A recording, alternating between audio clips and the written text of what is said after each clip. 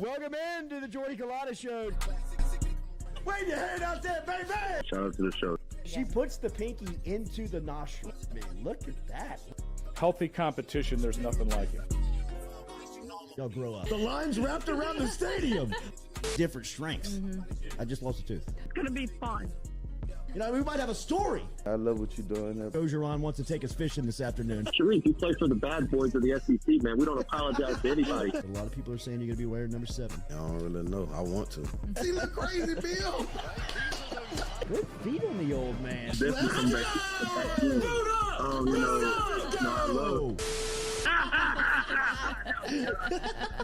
We'll be right back with the Jordy Culotta Show.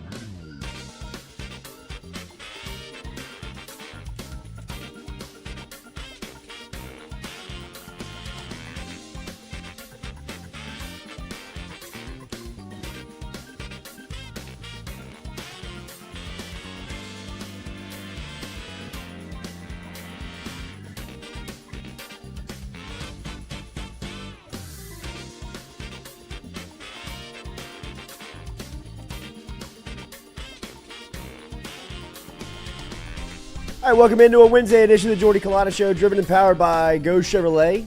Remember our friends down in Laplace, Louisiana at Go Chevrolet. If you're looking for a brand new truck, jump in and check out the inventory at GEAUXChevrolet.com. Metropolitan Health Group brings you our phone line every morning here. And on our phone line, we'll talk to Kim Mulkey coming up at 8 a.m. Huge game for the Lady Tigers coming up on Monday night. Coach Mulkey is on a crusade to get this thing sold out.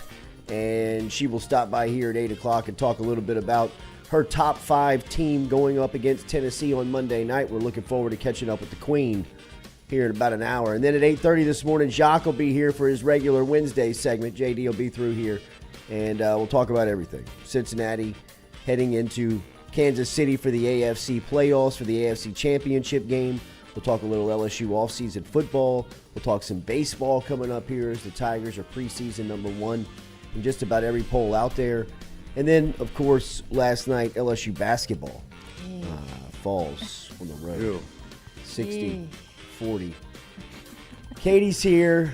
Stewie is here. Good morning. Here. Good morning. Yeah. Good morning. Good morning. Good morning. That was a tough game, but I still want to know why it was a pink out. If anybody in the chat knows what that was about on Arkansas' side. I'm very confused about all the pink uniforms.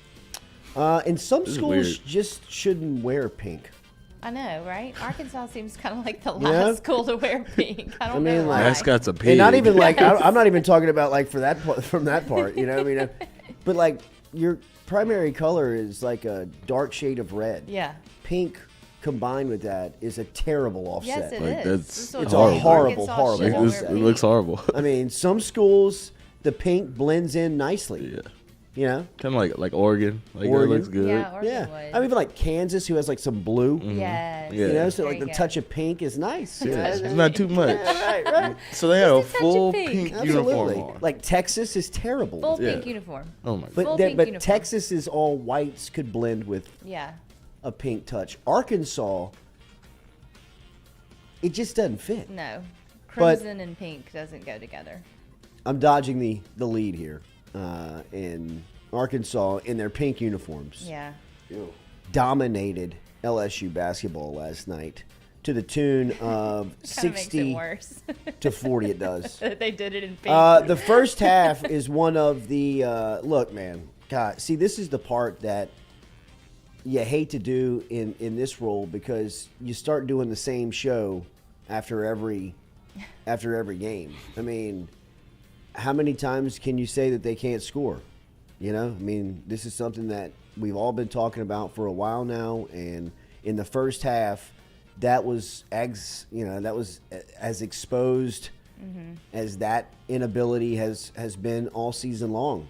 I mean, they were held to 14 points in the first half, and But they always come back in the second and get me excited. You know, they had a 17-4 scoring run, and they were at 11. You know, the gap was in 11 points. And I was like, here we go. And then I wasn't falling victim this time. I did. I fell for it. Arkansas, everything that could go wrong for Arkansas in that 17-4 stretch was going wrong for Arkansas. They had the typical just come out with a lackadaisical demeanor and, were careless with the ball. They were taking bad shots. They were missing easy shots. They were things that were happening for them in the first half just were very difficult for a stretch. And you knew at some point they were going to kind of find the medium of that. They weren't going to be maybe as high as they were in the first half, but they can't be this bad, right? I mean, like, they're not going to be this bad for the next 10 minutes. And at some point it just kind of caught its footing and it evened itself out. But not being able to get to 50 again in a conference game is the most concerning part for me. I mean, that's the part that I look at and you're just like, wow, I mean, not even 50. I mean, last night you're sitting at 40, right? I mean, I was at a 6th grade basketball game over the weekend the final score was 48. Yeah. I mean, look, I get it. I'm trying to be as least disrespectful as possible, but 40 points in a Division I Power 5 SEC basketball game is 40 points in an SEC game. I mean, it's going to be tough to beat anyone. I don't know how you can spin what's going on. And look, this is a tough stretch. This is a tough part of the schedule. But the more you look down the line and the more you think of who LSU has coming up, I mean, it's not the opponent that I'm worried about. Right. I mean, it's really not. I mean, it's not that. It's whoever LSU plays right now. They're going to have problems. Texas Tech this scoring, Saturday, which is a pretty good Big 12 Oh, team. Yeah. goodness. You So know, it gets worse. What did you say? The road gets darker. At Missouri, which is a really tough place It'll to be play. tough. Alabama's coming back on the schedule. When They're does coming baseball to season Baton Rouge. start? Jesus. When is that game? When's Alabama? Saturday, February 4th. Okay, next Saturday. I'll find something to do. So that's an L. Oh, I mean, Katie. Yeah, look, go to Katie's- Mississippi State. I mean, Yeah. I mean, and Mississippi Texas State's not doing A&M, great, but Georgia, they're South Carolina, probably will win that Vanderbilt. I game. mean, Toilet bowl. it's It's just hard, but, it's so but depressing KJ to Williams watch. had 9 points and 11 rebounds last night, so that was good. Alan Miller had 9 points. Katie. I'm just the highlights, right? Justice I know, Williams had 7 points. But Katie, I feel like I could give LSU 9 points and Maybe. 11 rebounds right Maybe. now. Like, they need scoring. I mean, I could give you 10, Coach. I got 10. This is how a tuba player, right? this is how you get to the This tuba is how player. yeah. This is how you get to the Now tuba that player. makes more sense to me. You're Let's gonna start get getting band people You're out going to get the 26-year-old 7-year college graduate. I can score for you, though, Coach. They've definitely got 3 on the basketball team that could average double digits on this squad. For sure. Brian Thomas could Oh, yeah. start and be he could be a fringe all-conference player if he was, fully focused on basketball. It was a coaches versus cancer pink out. And that is what makes Hunter sense. Hall says. That makes so, yeah, sense. That makes sense. That makes sense. You could have gone arm sleeve. You didn't have to go full pink. Yeah. Shoes. Socks. Yeah, it was Laces very on the pink. shoes. Yeah. Very pink. They went full regalia. Mm-hmm. Ew. And pummeled LSU. Yeah, in pink. Pummeled LSU. I mean, there is Full pink garbs. there was a 17-4 run that Katie mentioned to start the second half where they pulled it within 11, and it was good to see the life and the energy, and it was good to see a little bit of some scoring threat. I thought Adam Miller during that stretch played as good as he's played all year, and I know that people are banging on Adam Miller, and when I watch Adam Miller play, you can still see someone who is not fully confident in his knee. He's also someone that relies very much on the bounce and his, his quick burst ability. I mean, he's very quick in space, or that's what he was when he came to LSU. And after a knee injury, he's just trying to kind of find it and get it back. And I also think some of the things that he's being asked to do is not his strong suit. You know, I mean, it's not even if he was fully healthy what you would really rely on him to do. And I think Matt McMahon's a phenomenal coach. I think that he's a great basketball coach, and he's someone who, you know, from that standpoint is, you know, as good as LSU's had as far as drawing things up, X and O. And right now, there's not enough firepower to compete night in, night out in the league. But they're going to have to manufacture some scoring if they plan on being competitive down the stretch here. I mean, I can't find a win on the schedule right now, and I'm not trying to pile on, and I'm not trying to be overly, you know, critical of this team. It's just when you watch them play, every single thing is difficult. Everything is hard. Throwing the ball in bounds is hard. Handling the ball is hard against pressure. Scoring the ball against whatever look defensively they're looking at, they struggle to find consistent offense. Also, we have to remember this is his first year. This is a new coach. No, and look, I can't say that enough. Yeah. I mean, I have said that more than anyone. I mean, it's unfair to judge. First year, you can't really put this on the staff, McMahon. It's obvious that McMahon can coach. It's obvious that he knows the game. It's obvious that he's a really accomplished guy on the sideline. But there is a cause of concern where you look down, and it's not even really about like immediately what's going on. It's like you look at the league, you look around you, you look how much LSU has to play catch up in basketball, and then you also understand how much there's not a big emphasis on getting there. I mean, think about how long LSU has had the facility discussion about basketball. And look at where it still sits. And this is not knocking the leadership. This is just what it is. Right? I love LSU football's new facility. I love the fact that the medical department and the medical staff with LSU football, you know, Bo Lowry and that group is about to get a brand new facility that people are going to, you know, that people are going to love. And football has new locker rooms, and they've got, you know, all of what it takes to be a big-time player and contender in college football year in, year out. And that's how we all want it, right? I think anybody who would see, you know, LSU football suffer to build or invest into anything else would be pissed, right? So LSU football is the beast that feeds everyone, but it feeds itself first. And after that, the pecking order is, it's really kind of a, you know, it's really just kind of a grab for who can be next. I mean, LSU baseball is and has been an outlier for a long time of a program that makes money. Nobody really ever counted on baseball within athletic departments to, you know, clear a profit.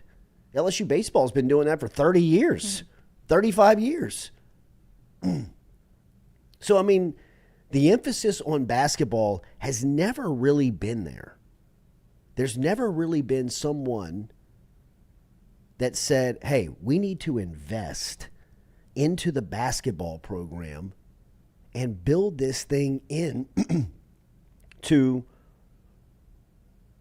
as big as it can be. You know, there was talk of that when Will Wade was here, right? Well, that was what Wade brought in, right? That Wade brought this energy of what are we doing? Yeah. Why are we not, why are we not taking care of this thing? Why are we not investing in this thing? Why are we not feeding this thing? I mean, that was what that's why the public loved him. Because the public wants the basketball team to be relevant, to be a winner.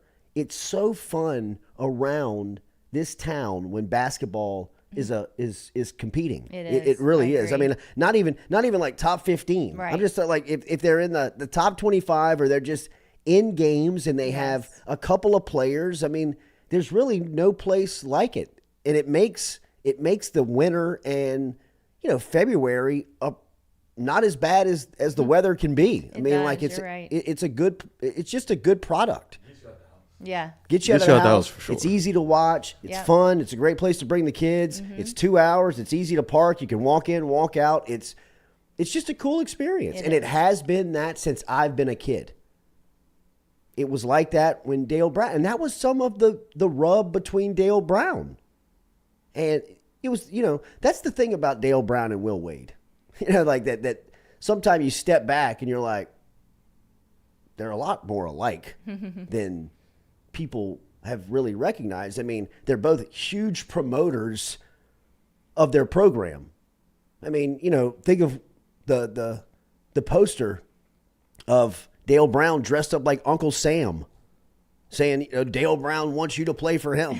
I never saw that. I mean, that's the type of stuff that he was doing. Just like Will Wade was putting on a general hat and saying that the general wants you to come play. I mean, like, they were selling their program and promoting. They were also, they were kind of button heads with the NCAA.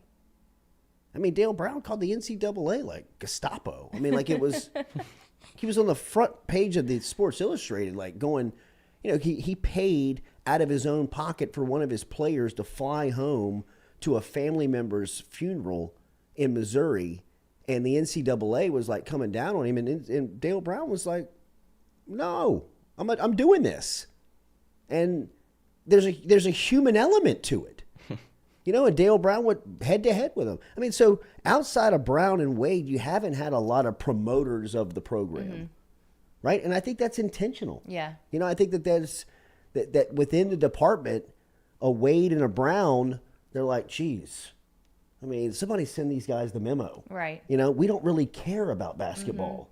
I mean, if they have somebody in here that's just going to kind of build a program, compete, or, it turns into Johnny Jones, Trent Johnson, and it kind of feels like that's where it is right now. Yeah. And that's the part to me that is overly concerning. I mean, when I watched last night in the first half, it takes you to a place where LSU basketball became so apathetic.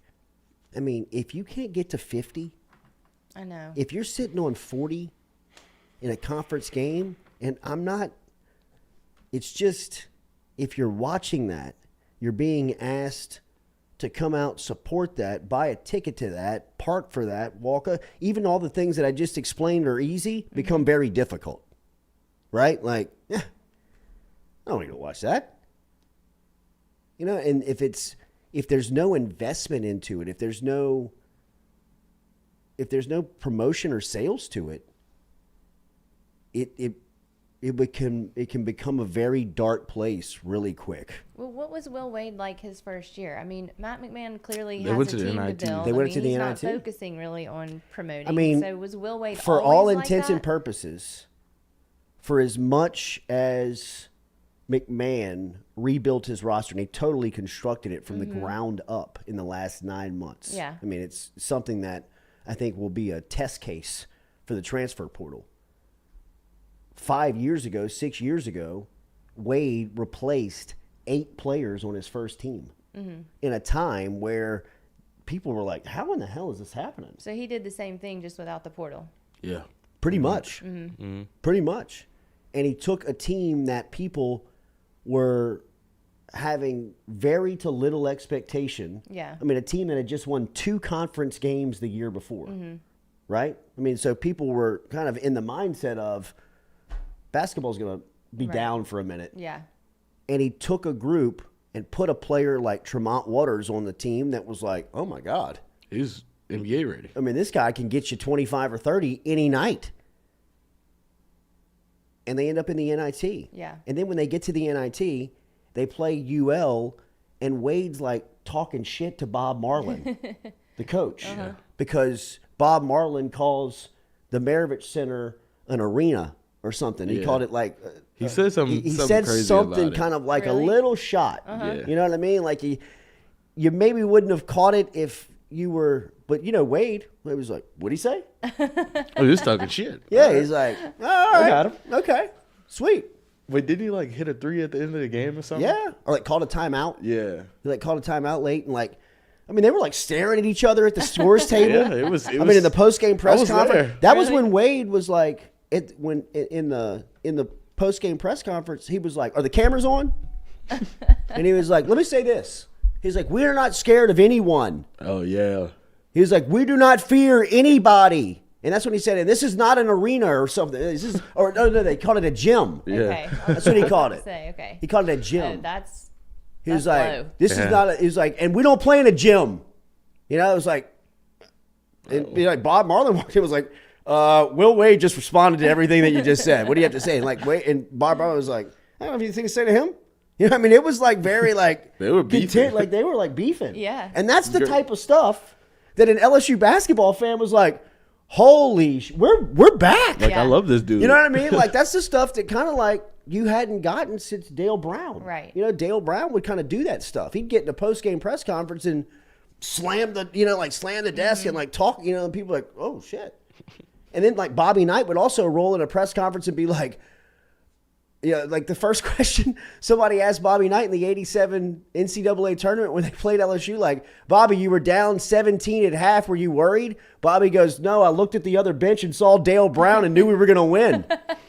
You know what I mean? Not Bobby Knight. I mean, it was like, like that's how people thought about, like kind of like what the same thing about people felt about Wade. Yeah. You know what I mean? You would ask coaches about Wade, people were like, F him. Yeah. I don't like that dude. Right. You know what I mean? People felt the same way about Brown. You kind of need a little bit of that. Yeah, you You know what I do. mean? You need a little bit of that to kind of get it moving. Yeah. And that's when Clearly. people were like, boot up. Yeah. Like, I'm with the guy.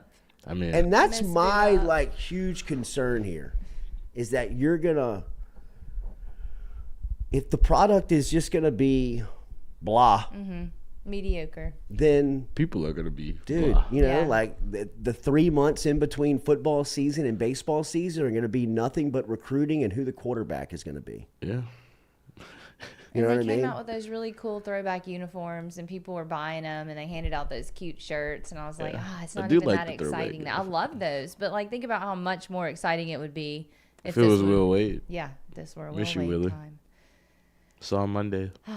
Got my shirt on. And I don't, and look, it's never gonna be again. But Right. that's the formula around here that is gonna sell. Kim Mulkey. Yes, I mean, like it's Kim Mulkey. exactly. You know, I mean, Pokey Chapman. You know, I mean, we can all make the Pokey Chapman jokes, and I'm not here for them like right now. But I mean, she was a master salesman.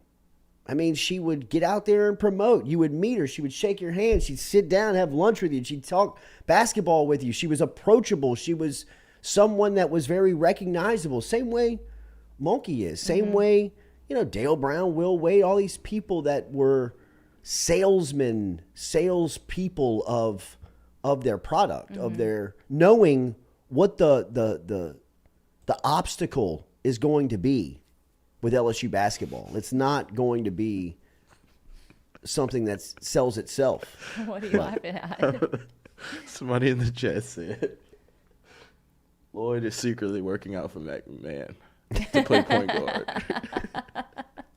I mean, hey, He might be. might as well give it a shot, right? Could be. McMahon looked at everybody in here and said, "I want Lloyd. No doubt about it. I don't want Tingle. I don't want Exactly. Stewie. I want Lloyd." When can he start? Immediately. You play Arkansas. Hey, what do you know? He would have looked great in that pink uni. Oh my goodness, that was bad. Like, I mean, like, it was just aesthetically tough to watch. It was. And then was LSU was wearing gold, so it was like It was real ugly. It was clashes, dude. Yeah. And then it was just even worse basketball. Yeah, the whole thing was ugly. Everything about it was ugly. It was a train wreck. Yeah, it was. It was just, I mean, like, let's painful. start this over. I know. Let's not invite the television companies. Yeah, just play again. Let's issue new uniforms to both teams.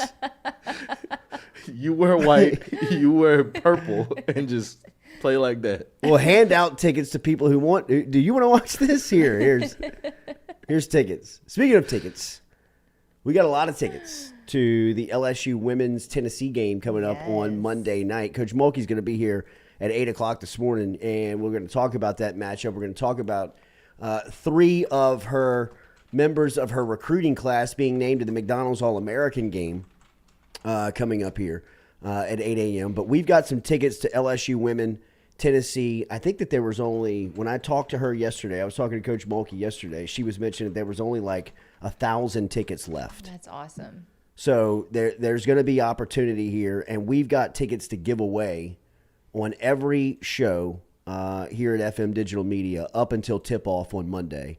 We just don't know how we're going to give them away. We're going to get you the ways that we're going to give that away.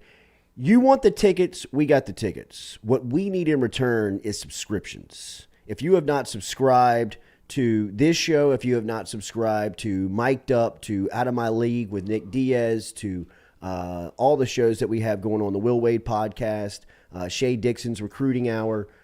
We've also have Hold the Rope with Skip Burtman that is now going to be airing on Sunday nights rather than Tuesday nights. It's going to kind of play a weekend post-game show to baseball, so it should be a good time slot for the baseball lovers out there to hear Coach Burtman kind of breaking down the weekend of what he saw. But if you have not subscribed to our platforms and to those shows, please, that's what we need in return for the tickets. We will hand away tickets up until Monday night, up until tip-off. But if you have not subscribed, make sure and hit the subscription button. If you don't mind sharing it, maybe on your social media or through your text group, if you just share the link to the YouTube and just say, hey, anybody in here who's not subscribed, hit the subscription button. If they want to keep up with the content, all they got to do is click the bell. And we'll be handing away a lot of tickets up until Monday night. So yeah, I think we're going to have to do this in person. We might come up to us and we'll have. We might have a lunch. Pocket. Schedule a lunch somewhere. Bring people out to like City Cafe. So maybe we can do something for maybe even some for our New Orleans listeners. Maybe go down to Katie's for lunch on Monday. Yeah. When's the game? Hand out tickets Monday night. Oh, okay. Monday night. So we don't have a lot of time. We don't have a lot of time. We might have to work a weekend shift. Who knows? So we're gonna have tickets on us, so come find us. And we'll let you know. But we will. But in return, if you don't mind, hit that subscription button for us if you have not subscribed, and we will be talking more about LSU basketball throughout the show. And again, like I said, I don't want to turn this into a weekly, daily, every time they play the same show. I mean, you know how we feel. I love Matt McMahon. I think he's a great coach. Yeah. I think he's a guy that knows a ton of basketball. It's tough sledding. I just don't see a clear way out right now. You know, I mean, a clear way to get back to where you're top 3-4 in the league. You know, you're consistently putting players to the next level. It's just LSU's a far way off, man. It's tough. It's depressing. It is. It's depressing right now. Jacques will be here at 8:30. What? Jeff and Kenner said LSU men's basketball tickets are 75% off right now. Oh no, online. I hope not. Tickets? No way, they're Yes. not.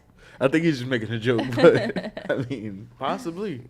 Rob Boudreaux, is Shay coming on today? He is. He will be here talking a lot of recruiting. So if you have any recruiting questions, make sure you have them lined up for Shay Dixon, as he will be here at around 10 a.m., 10:30 a.m. this morning with his recruiting hour, breaking down the latest. And it's time, man. I mean, it's kind of closing in on this signing day, this latest signing day period.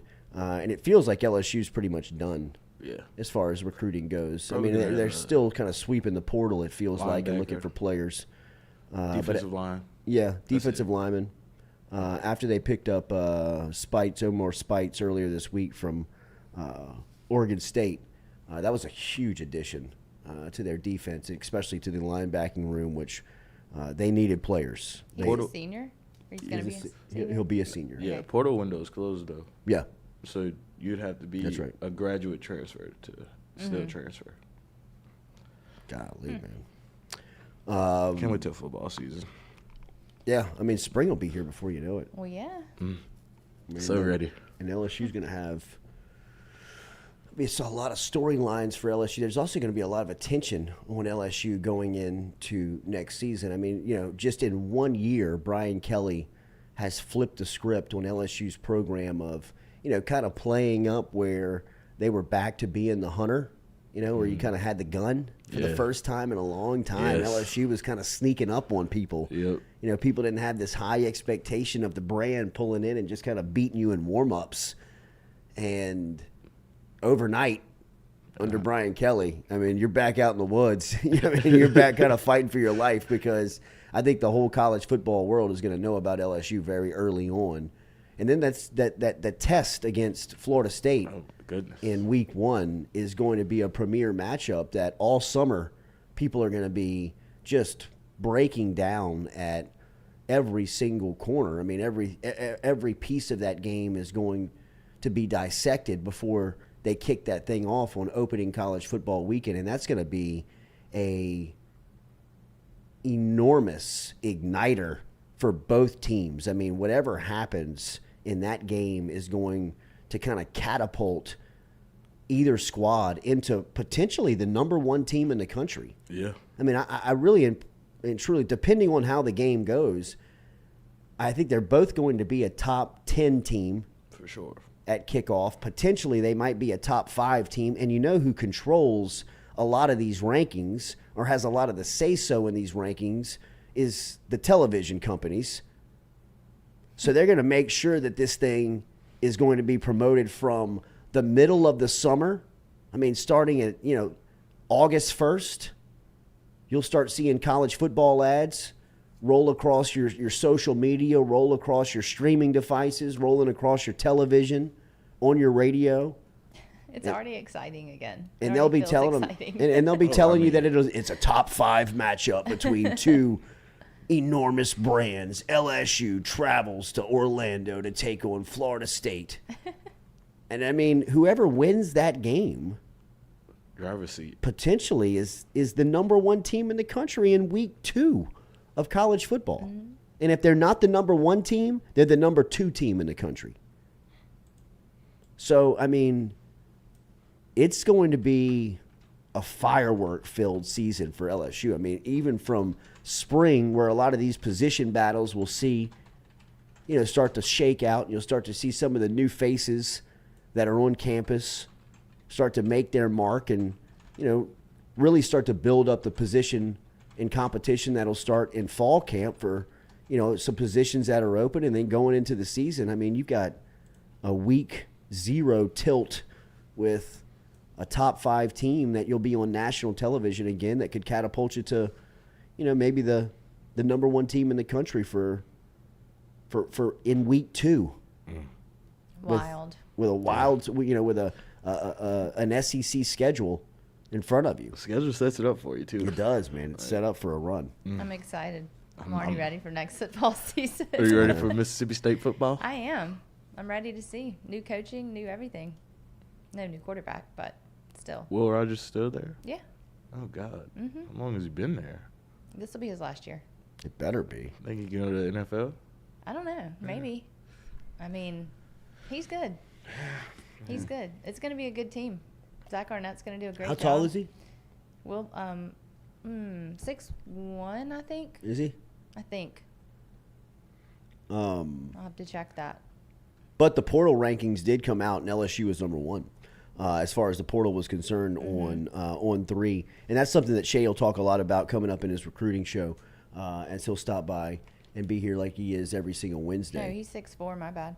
Yeah, I was going to say, he looks a little taller He's a tall drink of water. But after the portal additions for LSU, they were tabbed the number one team in the country as far as the portal was concerned. And when you look at just the players that they got and the positions of need that they hit, I mean, look, they struck on just about everything, man. I mean, everything that they needed. Obviously, I think that they would have probably liked to have seen more linebackers come in, but I think the quality of linebacker that you were able to go out there and get in a guy like Spites is just worth it if he can come in, stay healthy, and play as many snaps as he's played the previous 3 years. And obviously at cornerback, I just think that they hit a home run at cornerback with guys like Deuce Chestnut and J.K. Johnson, and obviously Denver Harris out of Texas A&M. I mean, you've got maybe 2 potential starters in that group when you're talking about those 3 guys coming in. So LSU cleaned up in the portal. Brian Kelly and the crew looking towards spring, and hopefully there'll be a something to talk about here with recruiting coming up in the next couple of weeks. Shea, as we said, will be here at 10 a.m. this morning doing his typical hour over here at FM Digital Media. When we come back, we'll set up the second hour for you. I need to go get my computer charger. My computer's about to die. Should we do voicemails and calls? Yes, we should. We will take a break. Get your calls in, get your text in, get your voicemails in, because at 8 o'clock this morning we're going to talk to Kim Mulkey, and then at 8:30 this morning Jacques will be here. So we got a lot in the second hour that we got coming up. But we'll take your phone calls, voicemails, and text messages next here, a part of our voicemail segment. Remember, daily we're brought to you by City Cafe, our friends over at City Cafe. Stop in and see Squeaky Miranda, Cody Miranda, and the crew as they'll take care of you over there on O'Neill and George O'Neill, where they've been in business for over 100 years. City Cafe, citycafebr.net. Daily lunch specials. Got a brunch special every Sunday. Go see him at City Cafe, citycafebr.net. We're back with more Jordy Culotta Show, driven and powered by Go Chevrolet.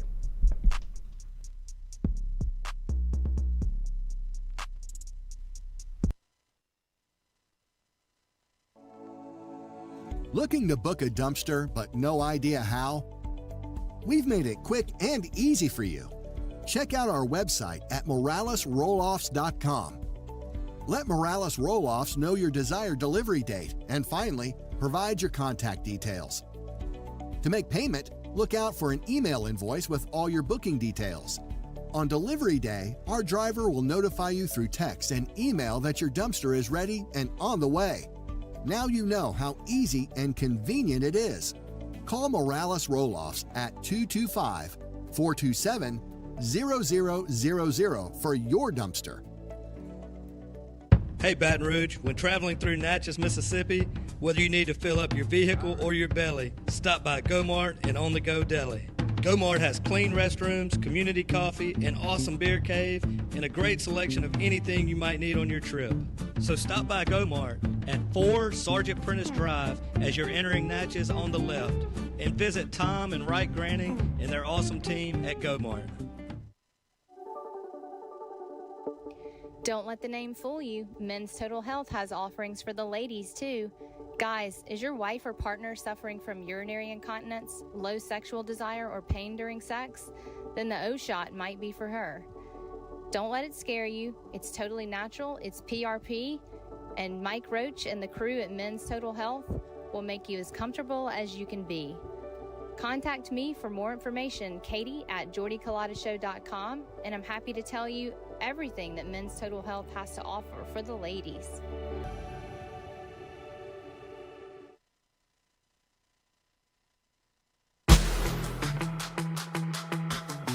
Donaldsonville Glass and Body, the trusted name in frame, body, and automotive paint repair since 1977. They have served their customers for over 45 years. You can find them online at dgbauto.com or stop in and see them Railroad Avenue and Division Street out in Donaldsonville, Louisiana. Look, they can help you with your insurance claims. They can make the repair process as stress-free as possible. I'm speaking from experience here. I've got numerous windshields, body repair, all done by Kenny and the crew over at Donaldsonville Glass and Body. They are, without question, the most well-equipped shop in the area. Stop in and see them today. Shop them online, dgbauto.com, or stop in and see the crew over in Division Street in Donaldsonville, Louisiana. Donaldsonville Glass and Body.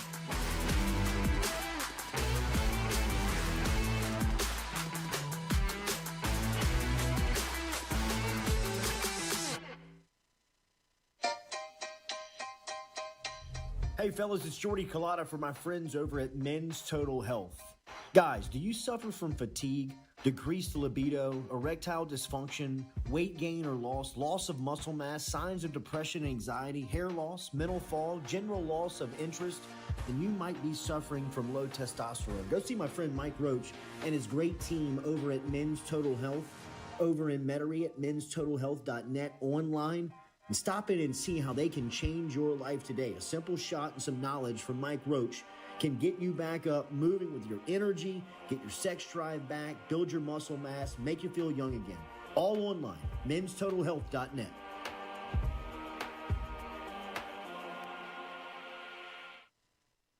Red Stick Sports, a local staple in Baton Rouge to all sports fans, was founded back in 1981 and has remained a family business for over 40 years. Today, they still have the great selection on the floor, but they're also a leader in custom apparel for businesses, sports teams, and other groups. Take it from us, everybody over here at FM Digital Media. They help us out with all of our apparel. Let them help you out today. Go ask for Cody over at Red Stick Sports. Check him out online at redsticksports.biz. I was embarrassed about my smile. Are you unhappy at yours? Do you not smile back at yourself? I called my friend, Dr. Spillers, over at Johnson Spillers. He fixed my smile, and now everywhere I go, people are complimenting it after the work that Dr. Spillers and the staff did to my mouth. They can do it to yours. Get in touch with them. JohnsonSpillers.com. 2 locations, one in Gonzales, one in Baton Rouge. Easy to find them, JohnsonSpillers.com.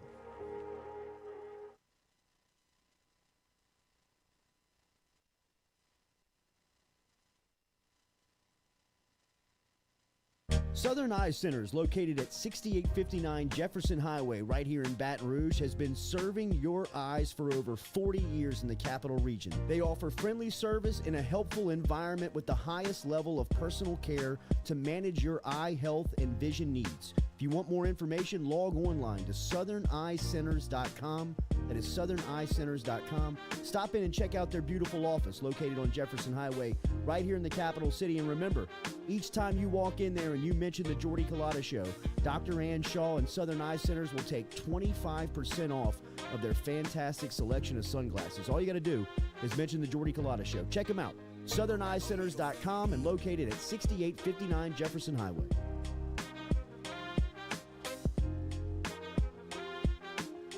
We're all from different places and backgrounds. We've each experienced our own versions of life, but in the end, we're all on the same team. I'm part of that team, along with these players in purple and gold. Kayshawn Buddha, Malik Neighbors, Miles Frazier, Kyron Lacey, Greg Brooks. Whether on the field or in the courtroom, your team matters. So join our team. Make a difference. Bet. Let's get it done. In a wreck, Gordon McKernan Injury Attorneys is ready to go to work for you. Come meet your team. I'm your intake specialist. I coordinate your case and connect you with your attorney and paralegal. That's us, your legal team. Here you go. Thanks. And we'll fight to get you every dollar you deserve. I'm your settlements and disbursement manager, and I'm here to get you paid on time. I'm attorney Gordon McKernan. Put our team to work today. Just call us. Get it done.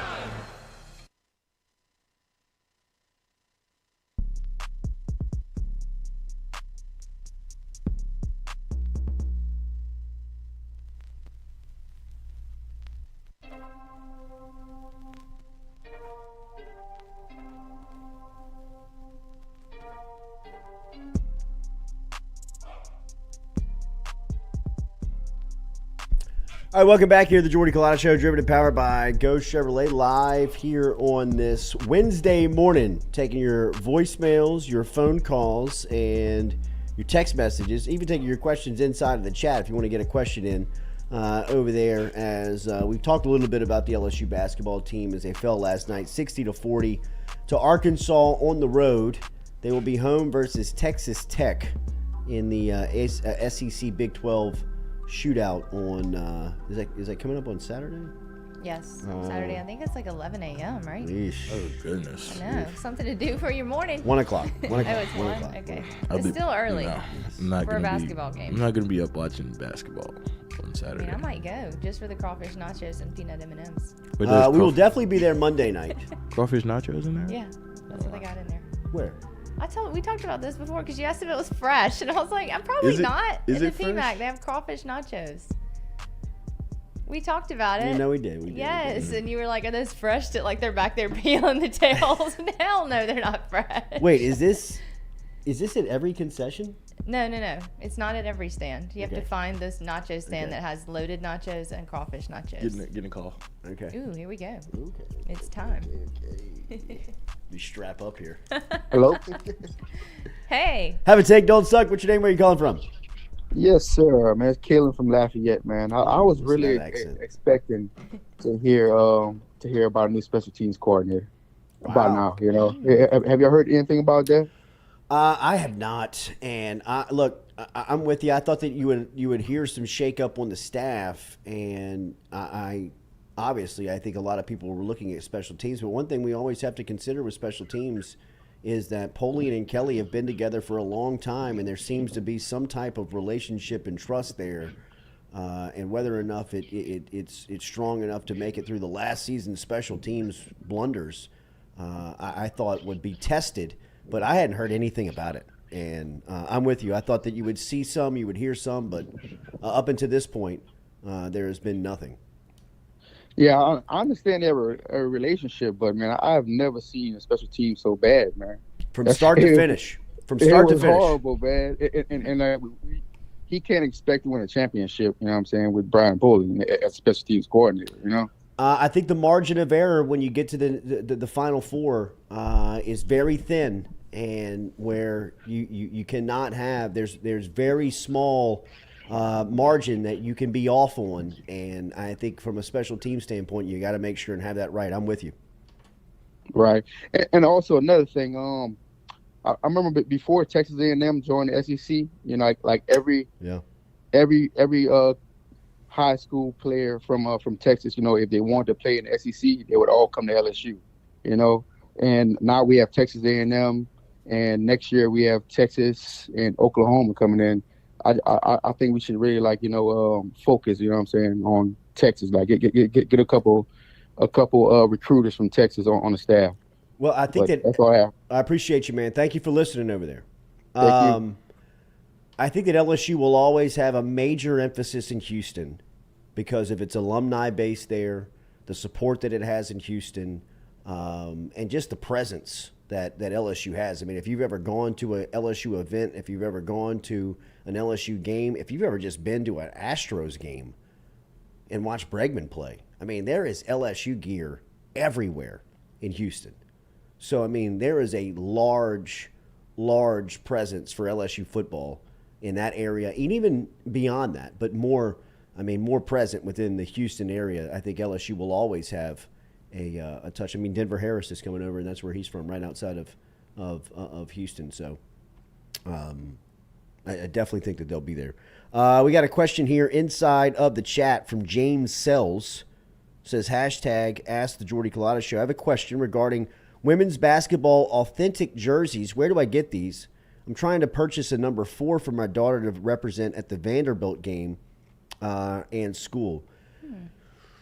Do a little research for you on that. Yeah. I don't know where you haven't can buy seen an those. authentic. I mean, I guess, you would go to lsusports.net to find a. They probably have it at the sports shop on campus, across, like right by Mike's by Mike. stage. Uh-huh. Or his. You know what the best place to buy LSU gear is the Union. Yeah. I mean, really? The Union has. Wait, where? Are you talking about the bookstore? Is it the bookstore? Yeah, the it's bookstore. Yeah, the bookstore has everything. Right. Like, is that across from the Union? Yeah, right across. But yeah, I mean, that's the best place to go. Yeah. They got everything. And I think there's a shop by Trader Joe's here, right? Also, it's called Tiger something that has a lot of stuff. Have y'all seen that? I'm not. I don't go to Trader Joe's. Okay. So, Well. Well, it's over there, I'm pretty sure. We got a voicemail? We do not have any voicemails. They're all from like last week. Have a take, don't suck. 225-229-7741. 225-229-7741 is the number. Get involved for our voicemail segment here. But yeah, look, there was a lot of talk on Polian early on, and You expected some to maybe little staff turnover, but there's been no discussion. I have not heard anything as far as any turnover on the staff that's coming up, or obviously that we have heard about up until this point. So I'm kind of with you. I'm just kind of in a wait and see mode to what they want to do here.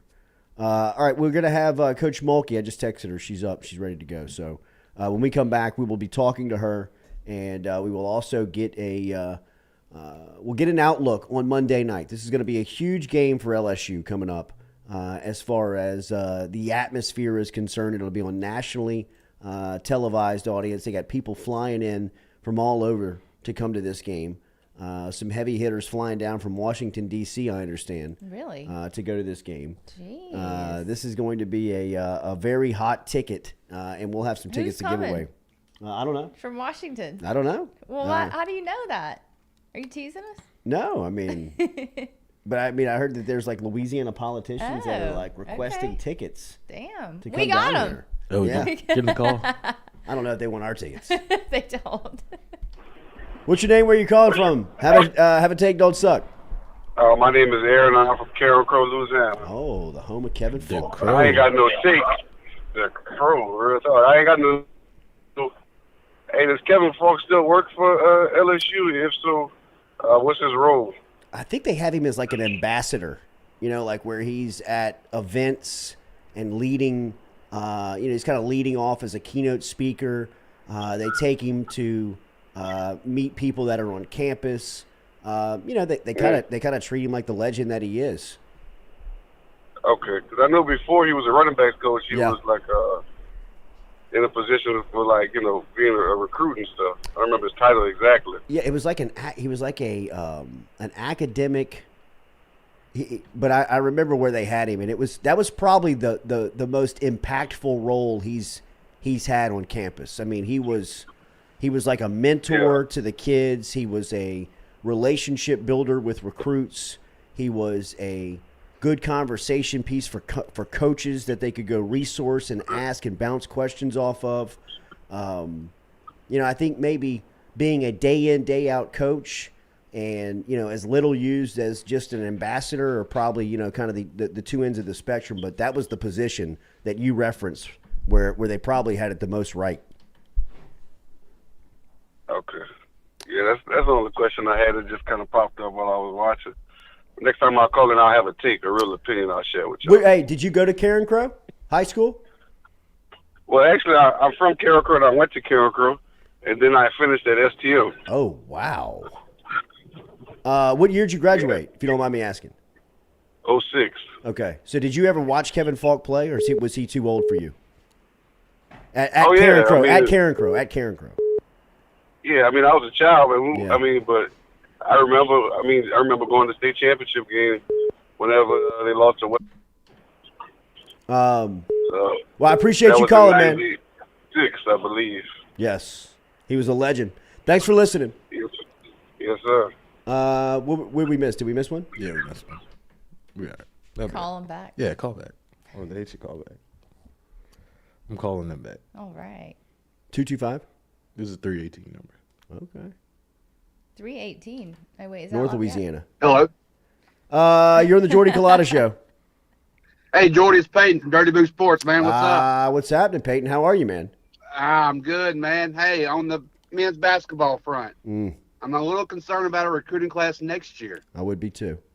You think my man's hitting the transfer portal hard, or are we just going to slowly build this thing back up? I don't know how slowly you can build it back up. I think that they've got to have some type of work in the transfer portal. But when I look at the future class, that was my cause for concern on my opening take. Just, I understand right now that it was going to be bad. I didn't expect it to be this bad. I got to be honest. But I knew that there were going to be down points to it. But there was also a hope for, something that you were seeing, whether it was the development or whether it was a recruiting class. And, not a lot of these players are going to be back next year. And there's not a lot of guys that you look down the line and you say, man, there's a bright future coming in. So that's why I think the the depressing tone this morning. Very much so. You think Adam Miller's back, or you think he just goes to the draft?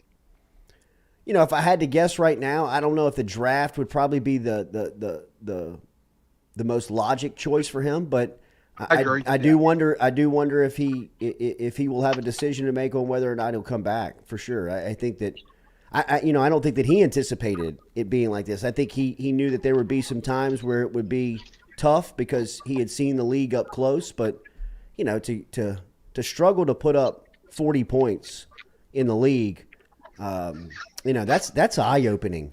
That's no accident.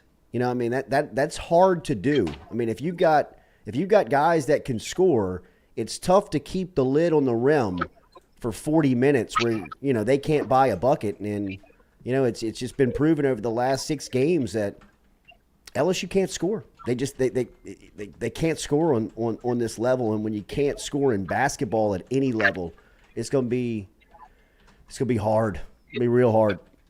I agree. Lack of SEC guards, in my opinion. I know we don't have big men and we're getting killed on the boards and don't have blocked shots, but it's the lack of guard play, in my opinion, that really hurts, and that's the scoring issue too. Yep, the inability to score the ball from that position really is the part that really hurts you as well. Absolutely, man. It's great to hear from you, man. Same to you, boy. All right, man. You later. All right, dude. See ya. He kind of sounded like a Powell caller. Powell, let me tell you what I think. All right, we will be back with Coach Kim Mulkey talking some LSU women's basketball here. Then we will have Jacques stopping by here at 8:30. Appreciate you interacting with us this morning. Remember, daily, we're brought to you by RMB Builders, Rhett Bourgeois and his crew, the fasting. Wait, I need to edit Rhett the Bourgeois, fasting. yes. He called me yesterday, and he said, it's not 4 hours, it's 2. He only has a 2-hour window to eat in, not 4. Get in the call. What's his problem? He's fasting for 22 hours. What's his deal? What's going on with him? He said it's easy. Easy. Yeah. Sounds good. Easy. One thing that he does is he makes the construction process very easy. He does make that easy. Rhett Bourgeois, get in touch with him. rmb-builders.com. They're on Instagram as well. We're talking to Kim Mulkey next here when we come back. Jordy Culotta Show, driven and powered by Go Chevrolet.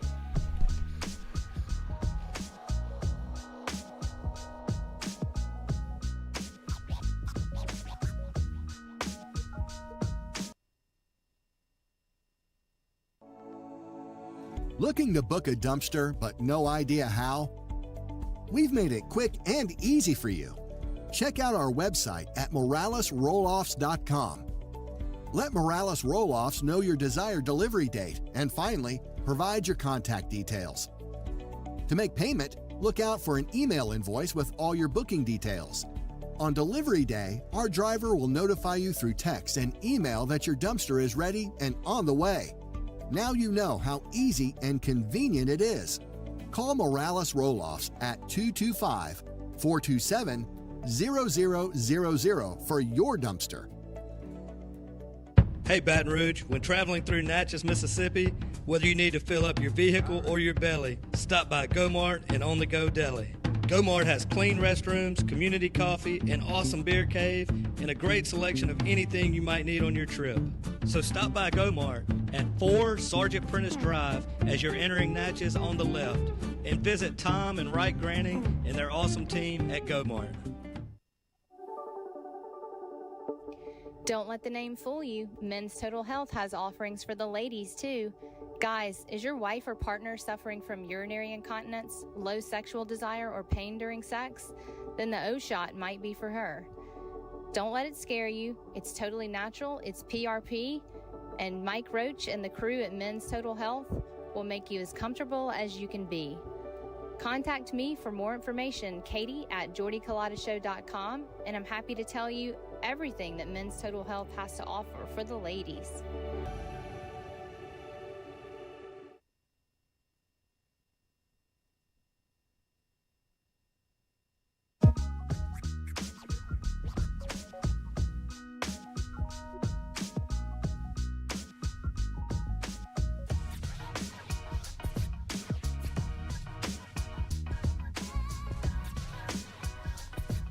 All right, welcome back here to the Jordy Culotta Show, driven and powered by Go Chevrolet. Looking forward to getting out to the Maravich Center on Monday night. Seems like we're all going to be there, as this thing is on a crash course for a hard sellout.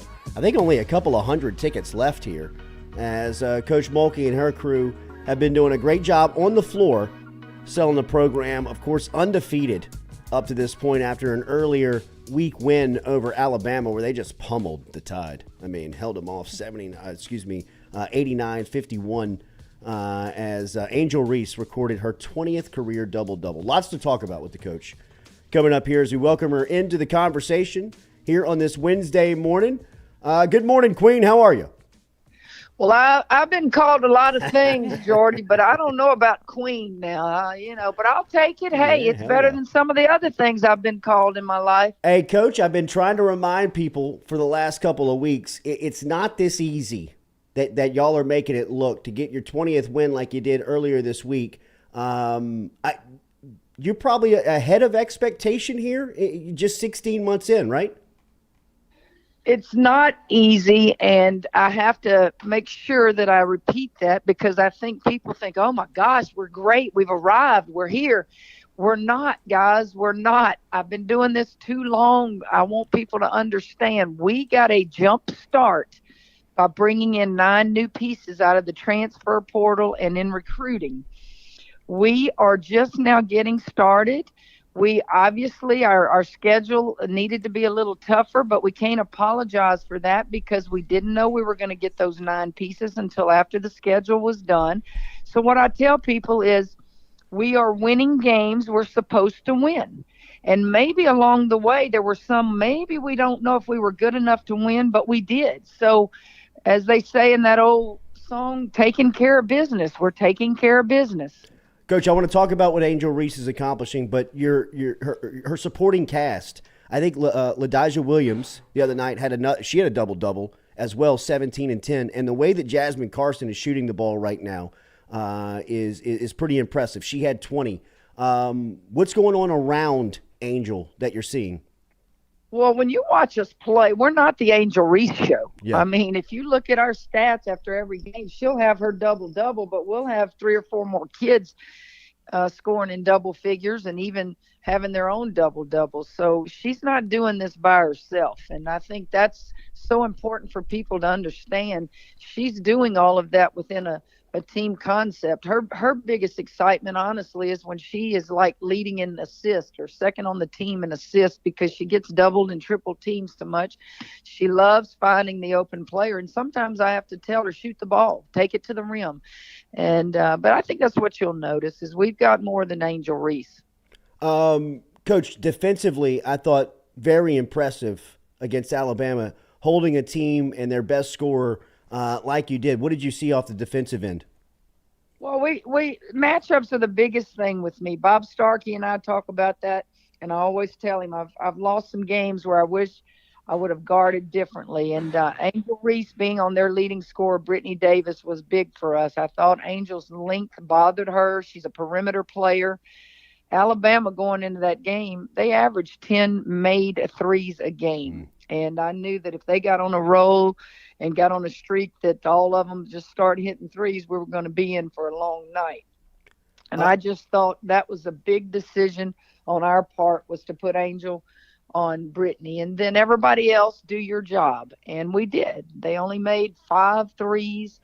Some of those were when the game was already decided. You got to play defense if you're going to play for me, guys. It's just something I was taught at a young age. It was something that I valued, and it continues to be valued in our program. Rebound and defend, and we'll get some points for you. You mentioned you put Angel on their best player, on their top scorer, and she shut her down. She also went for her 20th double-double. Coach, what are we watching here when she's breaking Sylvia Fowles records? I mean, that's royalty around here. And she knows that. And Angel is just happy as a lark at LSU. She will tell you that. She brought a picture when Simone's statue was unveiled when she was 7, 8, 9 years old, and went to see Simone play in the pros. And Angel has role models. Angel has people that she has seen play throughout the years, and she's very aware of what she is doing and what she has done. She doesn't take it for granted. She's grateful to her teammates because without them, she really can't get that done. But she is a beast on the boards, and she'll go down in my coaching as one of the best offensive rebounders I've ever coached. Oh, wow. Wow. Joe Schwartz was here yesterday, Coach, and we were talking about that, the Simone Augustus statue unveiling, and Bob Starkey was here earlier this week commenting on it as well, and how cool of a moment it was for you to take that in with Michaela Williams and her family. And look, Simone Augustus is the best that this state has ever produced. Michaela Williams is another number one player in this state who was named the McDonald's game earlier this week. I know you saw her play earlier this week. She's signed. She's in. How cool was that day for you, the program, Simone, and the future of this place? I think all of us can remember when Simone Augustus was a senior at Capitol High School and just how good she was and what she meant to the state of Louisiana. And Michaela could sit there and go, wow, she's from South Louisiana. I'm from North Louisiana, but this is our state. I'm staying home. She's went to the same school that I'm going to. And why can't that be me someday down the road? Why can't I have the impact that Simone Augustus had? And she sat by me. I actually told her to come over here and sit by me and let's take this in and let's listen. And it was so good to see the crowd there, to see that she could come and watch it. It was open to the public, and boy, was it was unbelievable. You're not giving up until this thing is a hard sellout on Monday night. I expect it to happen by lunchtime today. Jordy, it's going to happen. I just tell people, just get in the building. I spoke to the ticket people yesterday, and I said, please don't turn anybody away. I said, the fire marshal, I'll go find somebody that's related to the fire marshal if I'm not related to him, and just say, hey, close your eyes for 30 seconds and let this happen. It's going to happen. We're too close, and people are buying them. And, we're just grateful that people appreciate it and understand the enormity of a game like this. And people forget, and I'm going to share this with everybody. Y'all, Tennessee is supposed to beat us. They were picked second in the league behind South Carolina based on their talent, based on the depth, all those things. So I don't want to hear this, that we're ranked this and they're not. Listen, they should be ranked. They've played unbelievable schedule. They've lost a lot of them early, and they've had a hard time getting back in the rankings. But Tennessee is the favorite, is the way I look at it. We're trying to do something, and that is beat somebody that was projected to do better than us in the league. You mentioned it to start the interview, that what you all are accomplishing right now is very difficult, but you have now gone from the hunter to the hunted, right? You're not sneaking up on anybody as a top 5 team anymore. Is there a different feeling when in preparation, when you walk into a gym, and just kind of the change in tone of what you are viewed now from a program standpoint? Well, that's all I've ever known, Jordy, so I can't tell you that anything's any different in my preparation. I'm going to be a practice kind of teacher, and that's my classroom. So my preparation is not any different. After games, after losses, after wins, sometimes you have to rethink how you're going to approach your team based upon what you have in that locker room. But the preparation never changes. The motivation changes. You try to motivate in different ways, and we'll get ready for that. We're off today.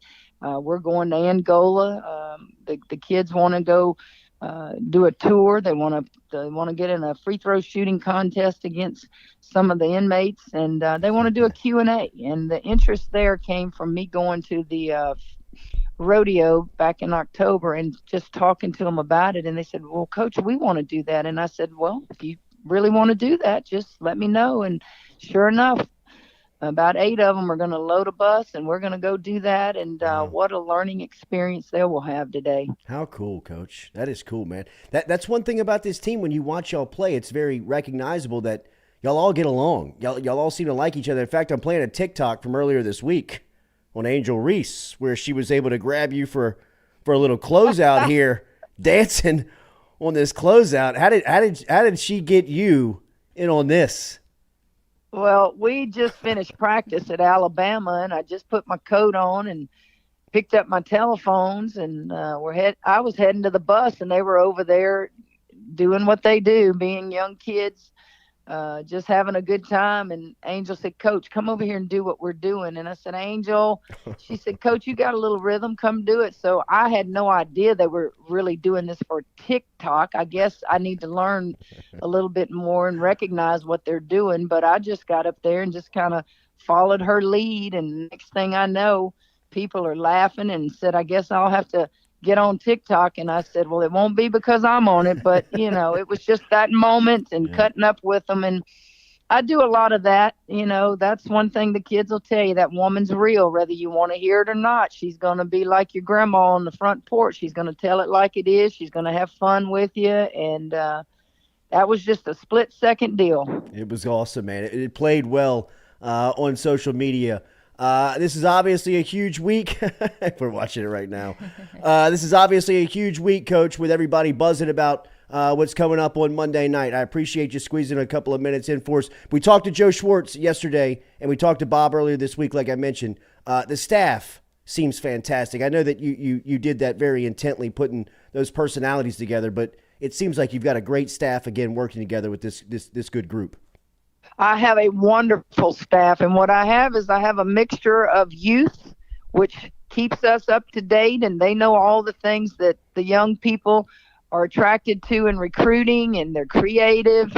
And then I have lots of experience. It's fun to sit and listen to Bob Starkey stories. It's fun to listen to him talk. I can walk out of a gym. Actually, I have walked out of a gym and know Bob is going to get the job done in practice.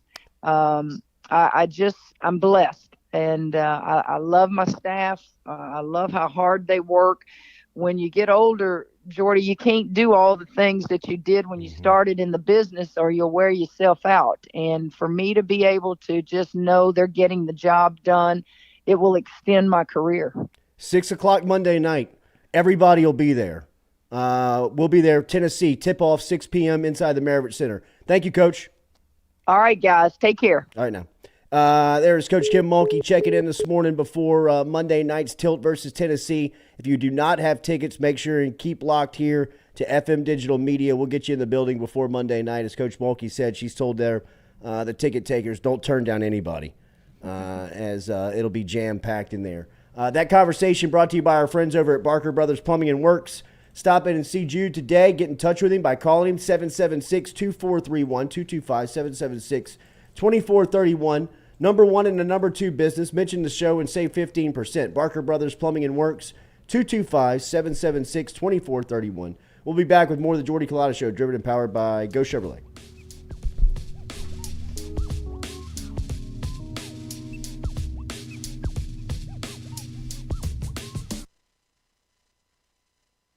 In a wreck, Gordon McKernan Injury Attorneys is ready to go to work for you.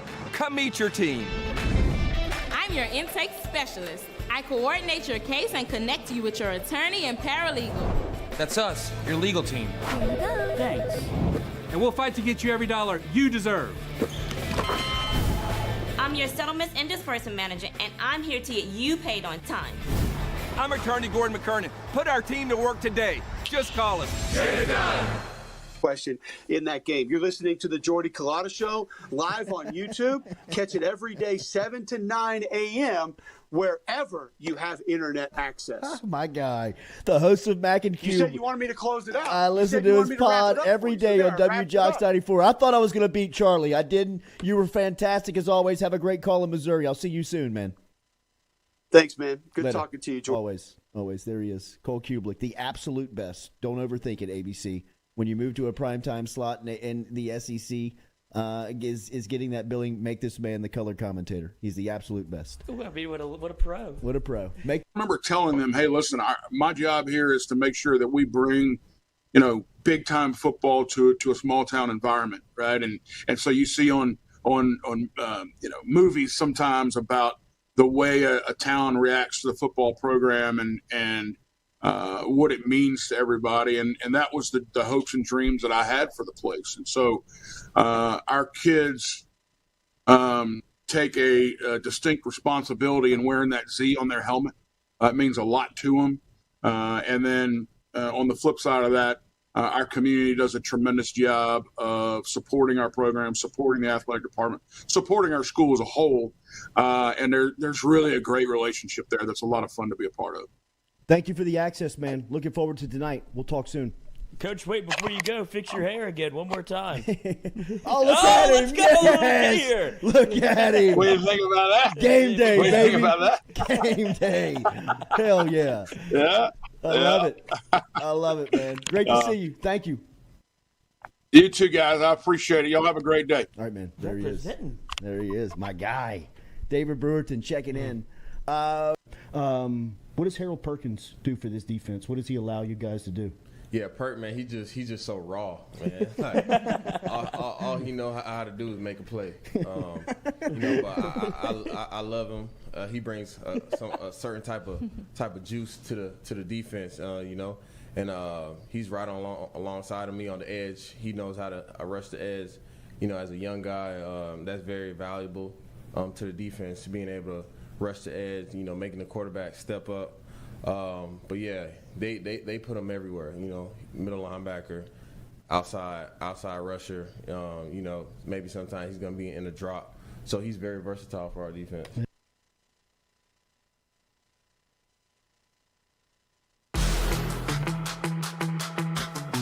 Donaldsonville Glass and Body, the trusted name in frame, body, and automotive paint repair since 1977. They have served their customers for over 45 years. You can find them online at dgbauto.com or stop in and see them Railroad Avenue and Division Street out in Donaldsonville, Louisiana. Look, they can help you with your insurance claims. They can make the repair process as stress-free as possible. I'm speaking from experience here. I've got numerous windshields, body repair, all done by Kenny and the crew over at Donaldsonville Glass and Body. They are, without question, the most well-equipped shop in the area. Stop in and see them today. Shop them online, dgbauto.com, or stop in and see the crew over in Division Street in Donaldsonville, Louisiana. Donaldsonville Glass and Body.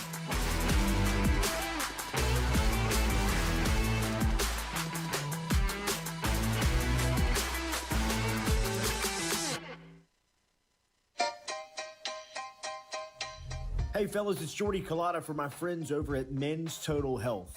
Guys, do you suffer from fatigue, decreased libido, erectile dysfunction, weight gain or loss of muscle mass, signs of depression, anxiety, hair loss, mental fog, general loss of interest? Then you might be suffering from low testosterone. Go see my friend Mike Roach and his great team over at Men's Total Health over in Metairie at menstotalhealth.net online. And stop in and see how they can change your life today. A simple shot and some knowledge from Mike Roach can get you back up, moving with your energy, get your sex drive back, build your muscle mass, make you feel young again. All online, menstotalhealth.net.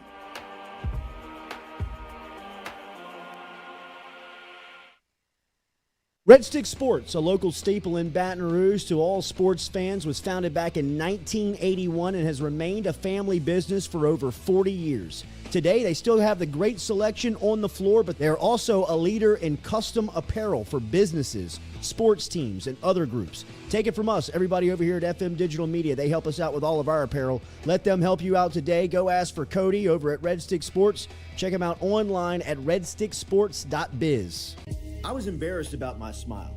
Are you unhappy at yours? Do you not smile back at yourself? I called my friend, Dr. Spillers, over at Johnson Spillers. He fixed my smile, and now everywhere I go, people are complimenting it after the work that Dr. Spillers and the staff did to my mouth. They can do it to yours. Get in touch with them. JohnsonSpillers.com. 2 locations, one in Gonzales, one in Baton Rouge. Easy to find them, JohnsonSpillers.com.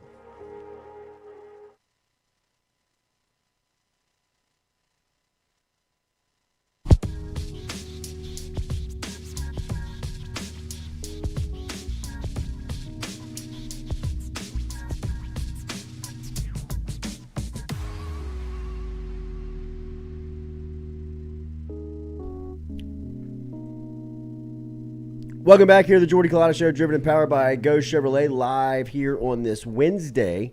as we will talk to Jacques Doucet coming up here in a couple of minutes. Appreciate Coach Kim Mulkey for stopping by here on this Wednesday as they will tip it off Monday night versus versus Tennessee.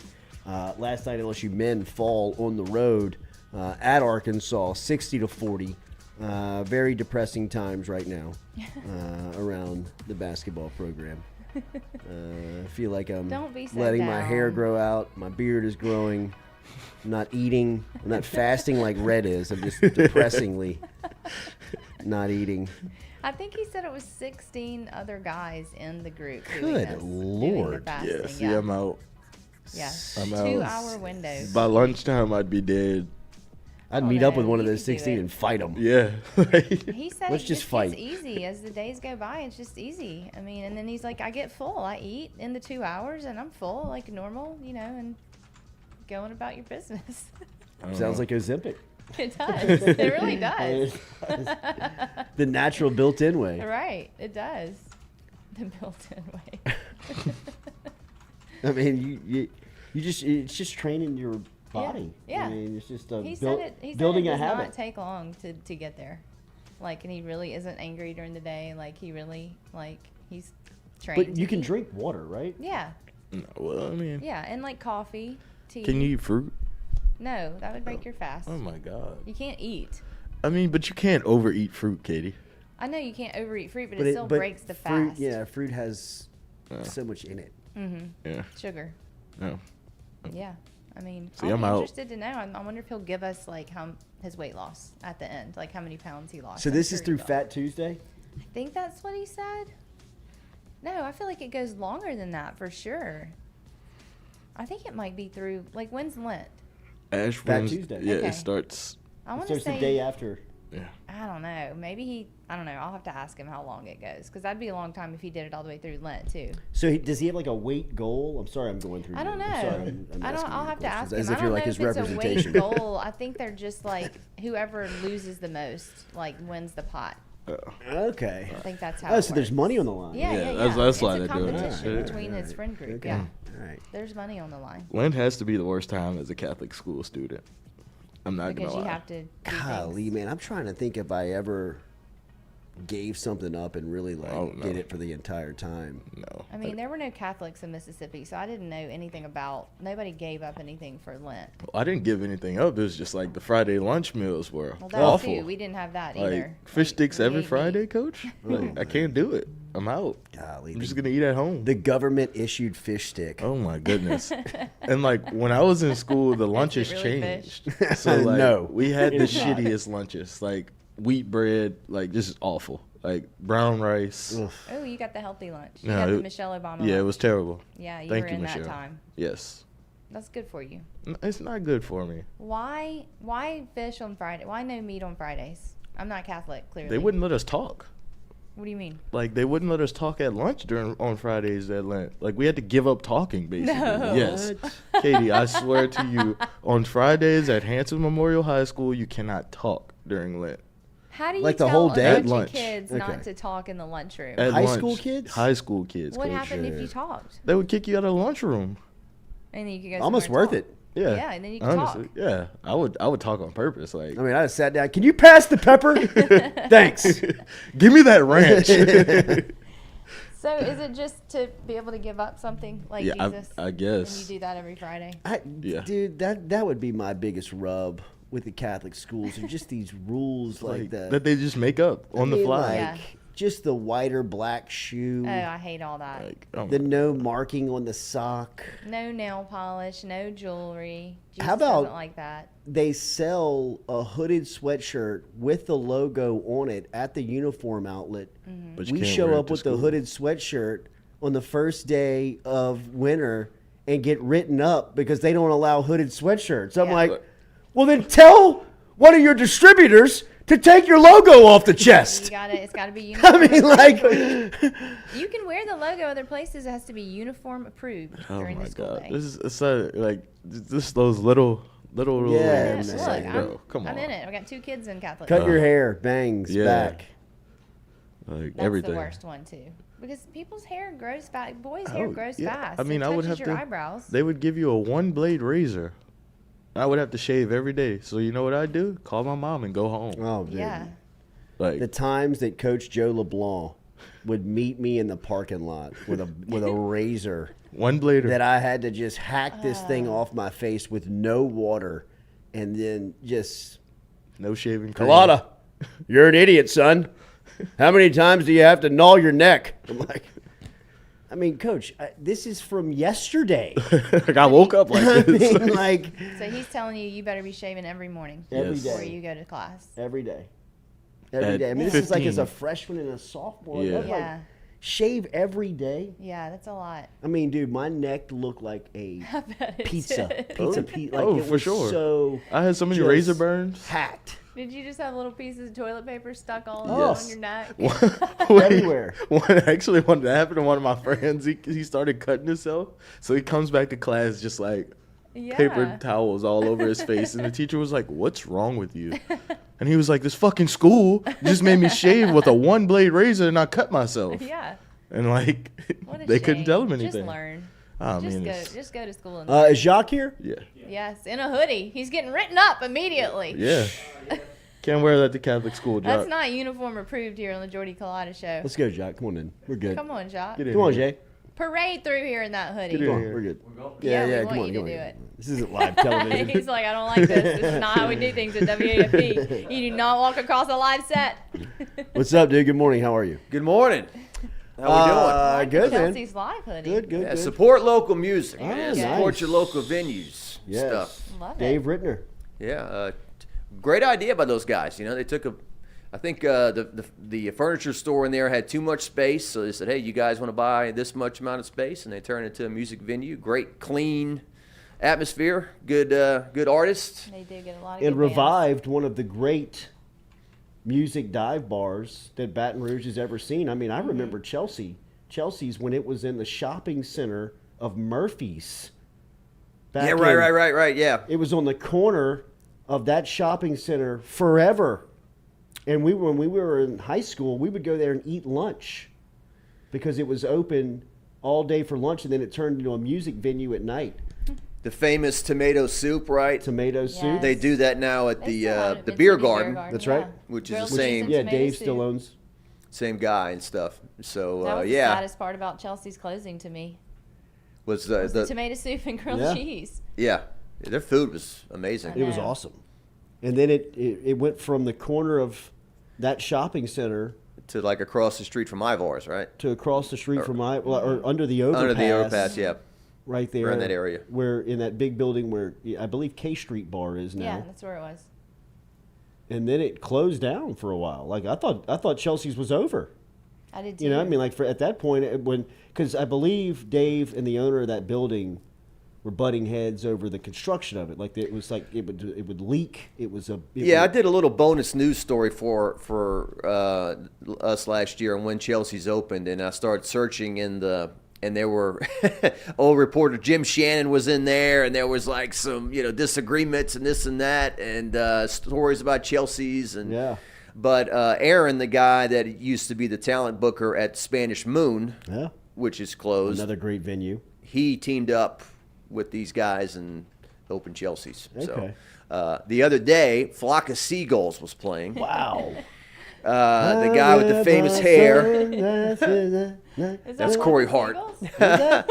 Corey Hart is I wore my sunglasses. Flock of Seagulls is Scarface. Flock of Seagulls is I ran so far. Yeah, Scarface. Yeah, that's Scarface. It's in the movie Scarface? It is. Yes. Okay. It is. Pelican fly. Little pelican. That's an interesting point. You know, Godfather, everyone says Godfather is one of the greatest movies, certainly the first two. Yeah. Sure. And then Scarface comes up and people are like, oh yeah, I love that movie. But other people are like, oh, it's a bad movie. Well, It didn't become popular until like 15 years after it was released. Like it was like this movie Cult that just kinda classic like type thing. sat for a minute, and then it was a poster on everybody's and dorm then room everybody walls. had the image of him sitting at the desk. Everybody, I mean, it was just it was everywhere. But I think because of the nostalgia of Miami, the 80s, cocaine, women. I mean, it had everything. His accent and what he did, Al Pacino, I mean, the critics just killed him. Like, that's way right. over the top, you know. But he's no Cuban. Hey, look at this guy right here. Look at Yeah. I wish I would have done this on the way, Jordy. I had some better impressions for you, but yeah, I mean, everyone knows "Say hello to my little friend." I mean, that has to be one of the most famous movie lines ever, where he's just coked up out of his mind. I mean, it's ridiculous too. He's taking, he's taking machine guns, and he's still on his feet. It's like. Like somebody's like pushing him. Terrible It's death a 50 scene. caliber you're taking to the head. What's going on with Red Rock and Blue right now? What do you do during this time of the year? We're starting to get sponsors. Citizens Bank, thanks to you, in large part, has come aboard as a major title sponsor. Wow. For Red Rock and Blue this year. So they are going to. We are working on a couple of concert events. One country, one rock. We are trying to get. We haven't booked a quote unquote national band since before COVID, and I'm trying to do that. No promises, but we'll see if it comes through. If it doesn't, then we'll just spend a lot less money and have 100% profit. We're trying to get one of those bands in the vein of what we've done in the past. And Flock of Seagulls? Not Flock of Seagulls. I mean, that'd be bringing them back too quick, right? But we've done in the past like Gin Blossoms, Everclear. We brought Sugar Ray in one year, Eve 6. Something like that. So we're talking to one of those kind of bands that hasn't been here before. So we'll see if it comes through. Mulkey was just here. She stopped by. We called her. She came in? No, she wasn't in. I got you. I ain't going down there. Yeah, that's too early. But we had her on the phone, and she was talking about just kind of where they are now, 20-0, and how ahead of schedule, the program is, even from her vantage point. What do you make of where they are? And then obviously I think this is all kind of going towards Monday night where, this thing will be a hard sellout. Yeah, I think this is what I don't want to happen. If LSU goes to South Carolina and it doesn't go well, I don't want, South Carolina fans are obviously going to, rub it in LSU's face and this and that. But they are so, like you said, far ahead of schedule, where they've gone from being a team that won 9 games and basically no interest in the program and the building being empty to within a year and a half saying, can we take on the powerhouse of the sport and win a national title? And that's how quickly, she's turned things around. So, last year she did such an amazing job grabbing that group of seniors that she inherited with Kayla Pointer and Faustina Fua and Jalen Cherry, and getting Autumn Newby from Nikki Fargas actually had recruited Autumn Newby. But now you take a look, and I've had the opportunity to interview 2 of these 4 in her number 1 signing class, and Michaela Williams from the Bossier area. Don't say she's from Shreveport. That's right. Because some of those people, she's not from Shreveport, she's from Bossier. Y'all say Tiger Stadium's in Port Allen? I'm like, no, you nerd. You need to correct your article. I'm like, okay. The area is called Shreveport Bossier, right? So, but anyway, Parkway and Bossier, and she's so outstanding. And yesterday I had a chance to visit with Aaliyah Del Rosario. And she's an amazing story. She was in the Dominican Republic. She came to the States when she was in the 7th grade, basically by herself. Her parents are still, and family are still in Dominican Republic. I mean, imagine kind of being on your own. I mean, I know she has adult supervision and stuff, but 12 years old, not seeing your parents. Been from the Bronx, New York to Nashville. She's been correct all over the place. She played in the Bronx, and she says this girl's more than a sister to her. This little Angelica Velez, right, who's also coming to LSU, who's going to be the fan favorite of all of them. I mean, she is salty, stud, bro. I mean, the way she handles, passes, shoots. I mean, it is. It's nice. And so the 2 of them have been like that, and so they won a state championship. The school in the Bronx closed because they didn't have the funding, and then COVID combined with that. Right. Now they're in Tennessee. Right. They won a state title last year. They're going to try to win another one, and they're both coming to LSU. So anyway, Monday night game against Tennessee. I don't think Tennessee's ranked, but they're doing the whiteout thing, and it's a 6 o'clock tip, so I'm sure they're trying to get the word out early. Hey, try to get off of work early Monday and get to the place and pack it. And then I think the regular season finale, I think you will have a sellout. I think they play Is it Mississippi State or something? But it's a Sunday afternoon, and it's the last home game. Well, they'll be hosting, I guess. Sure. Obviously. So, but it'll be the last regular season game of the year. And so, yeah, there's a lot of exciting possibilities. There's a possibility of really playing South Carolina 3 times. Regular season, could play them in the SEC finals maybe of the tournament, and then maybe play them again in the NCAA tournament. Wow. So, we'll see. LSU basketball, the men's program. Where are you on this? I mean, I'm trying not to do the same show after every game, but well, you don't want to be snarky, but you really can't break down the games, can you? You can't really say if they would have done this, they would have won, and you know the difference in the game was this and that. I mean, when you're so when it's so non-competitive, I mean, they really haven't played a competitive game since the Kentucky game when they went up there and it was a close game. I mean, especially the last Alabama, you're down by almost 40 at the half. The Auburn game at home wasn't close. The Tennessee game at home wasn't close. Last night, was it 14 points in the first half? They had You're 3 of 25 from the field. Yeah, that's hard to do. You know, and so I was comparing them like, is this worse than the last Johnny Jones year in which they went 10-21 and 2-16 in the league? I think that team maybe had a couple. They were a little more competitive in spots, but I also remember Florida came in here and they won by 35 at the PMAC and I think they scored 106 points or something. Yeah. So in Matt McMahon's defense, it really is kind of hard for him to get a true start and say, okay, this is where we are until the NCAA comes out with a ruling and puts this thing to bed of whatever happened with Will Wade. And that's going on 4 years. I mean, I remember being at the L'Auberge Casino that day, you know, when Will Wade or whoever the LSU coach was would go to the L'Auberge once a month and speak to fans. Tip-off luncheon. Tip-off luncheon, Kent Lowe, you know, and then have a guest speaker. And so I remember the day he gets up, and it was like a scene out of Scandal or one of those movies where everyone starts looking at their phone. And that's when the USA Today article came out with Will Wade and the FBI wiretap and all that stuff. And us asking him about it right after, and him kind of saying, well, I have not much to say about it. And then the next day he was suspended. Yeah. And it was out for, I think, 40 days. And the air was like, there's no way he's coming back. There's no way. They're going to fire him. There's no way. And he came back. And so we're going on 4 years of this, whatever it is. And so I think LSU fans just want to turn the page and have a fresh starting mark. But then, I mean, you got to look at it. I mean, how many of the players – they're doing the best they can. I'm not here to beat up on college kids. Right. But how many of the guys on the current roster do you want back next year that you think you can build an NCAA tournament team around? How good are the 2 recruits that are coming in as well? And just the overall situation. I mean, you had a guy that left the team for personal reasons, and the more you dig into it, I hear it's just kind of a dressed-up way of saying he quit. Yeah. Just walked away. I ain't doing this.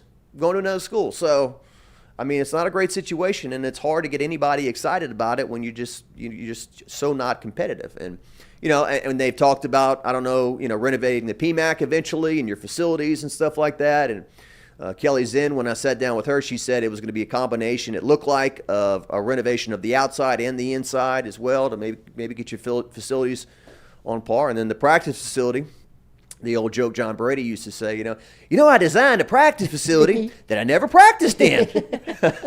And so that place, you feel like it's brand new, but it's been there since, I don't know, 2010, 9? Yeah. And then, Coach Wade would always say it was poorly designed. Like there's a lot of there's a lot of offices, wasted space. Weight room, it's wasted space. And so the media room that we used to do the press conferences in now is a weight room. They've refurbished that. So anyway, that's rambling, but that's just, I mean, we want the sport to be relevant. We want to support it, and we always cover it. We cover all the games. It's just hard. I mean, I told Kevin last night, I said, I don't think we've run second half highlights of a game. You know, you can tell the story, you know, LSU down by 25 at the half, they lose by the final, blah, blah, blah. Yeah. So. LSU baseball does not feel like that. They feel like that they have. Were you there Sunday night at the first pitch?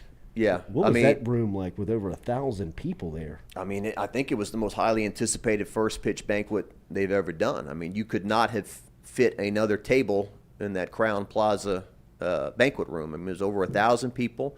And LSU baseball is special. I mean, every sport at LSU is special, but I've always said there's no sport that has more of a humanity connection between the players and the fans like baseball. You know, you can't walk. I mean, maybe you can, but for the most part, you can't really walk up to football players after a game in the parking lot and take pictures and get autographs. Those guys are kind of, baseball guys. You never hear about barbecuing or giving barbecue to the Alabama Crimson Tide after after a game or something. Where at LSU, they'll cook for the opposing teams during NCAA regionals and stuff. So yeah, it was a huge showing. It's a fraternity that never dies. I mean, there's so many guys that came here from somewhere else that have stayed here. Seeing Mikey Matuk, seeing Kevin Gaussman, Alex Bregman, Big Ben McDonald. And of course Skip, they were all there, and the expectation is to win a national title. The expectations are always high with the baseball team, but this year you're across the board number one in the country. That's the good news. The bad news is there are like 6 SEC teams in the top 10 also. Right. And I think we just all need to take a deep breath and realize even the 2009 national championship team, which Blake Dean would tell you we knew we were better than anybody, still lost 17 games. You're going to lose games in baseball. It just happens. And even last year, Ben McDonald brings it up. Look, not trying to jinx anything, but Tennessee was the greatest team we had ever seen. Yeah. They don't make it to Omaha. So, on paper, they're outstanding, and they should make it, and they're the preseason favorite to win the Natty. And so we'll see. It's a new time with all these new players that are coming in. Paul Skeen's a real nice moment coming from Air Force. He had some really nice things to say about the Air Force Academy and what they do, what they sacrifice for our freedom, and to have this first pitch banquet, which got a big round of applause from the crowd. So anyway, Media Day is Friday. Yeah. So we'll go over there and we'll hear from Coach Johnson and the new players and all that. There's a pressure saying that you're the best baseball team ever right before you take a pitch around here. Who said that? I mean, I've heard like Matuk has said it. I mean, like it's been incredible to hear the hype on this team. Yeah. Well, Skip would say, "Hey, you can't hit an 8-run home run, okay? You can't get out there and just destroy everyone. It's a baseball game." Yeah, Skip stories. You could do a whole hour on that. Man. Hey, kid, it's not your fault, okay? It's my fault for thinking you can play here, okay? You think I'm embarrassed? Have you considered your mother? Mississippi State, the signal for steel. But yeah, I mean the 2009 team. Oh man, Skip. I remember we were on the field of LSU had just won the national championship with Les Miles, and we're on the field, and Skip's got his hat on, and national he goes, "Hey, Jacques, 2009, okay, we were 3-8 when you were a little boy." It's like, Coach, I was 22, but yeah, that's a little boy. But I still think one of the major accomplishments of my career is that Skip Burtman tells me hello and knows my name. I know. I remember the first time I remember that happened to me. I remember thinking like, I've made it. Like, I'm accomplished. Jordy. Yeah. Doing a good job, Jordy. Good to see you, Frank. I'm like, that's my grandfather. Yeah, I could go on and on with the Skip stories, but yeah, I mean the 2009 team.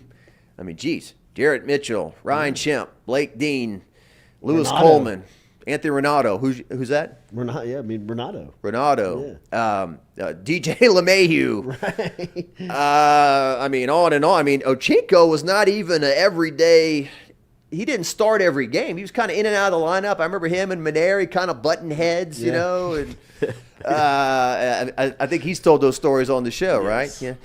Sean, I just wish, I mean, what's your, Shows up to practice drunk. 5 beers? 5 whole beers? the beer story of Ochinko when they're hungover, is have you ever heard Ochinko tell that one? He told it on Matuk's show. When he brought everybody together. I mean, I can't do it any justice, but Chad Jones ratted him out. Yeah. And I just want to say real quick, Paul Maneri's brain is like a computer. Like he and Drew Brees were a lot alike. Where after a game, Drew could tell you first quarter we had 3rd and 3, and then Colston ran the post, and Reggie was in the flat, and Maneri's like the same way. You can ask him about a game 12 years ago, and he's like, we had 2nd and 3rd, and then, LeMahieu hits this little fly ball, and the wind took it, and it dropped it. I mean, he can recall everything, I'm like, you need to be a broadcaster, But I remember one day, we were small, and I was kind of pushing Maneri's buttons. I just, one of those me being mischievous little. Right. So, geez, Jacques. Tiger Rag had just come up with their all Maneri team, like the first 10 years of Maneri, the best players. And I said a player's name that I knew was, I said, what about, was he on that team? And Maneri goes, what, on the all drinking team?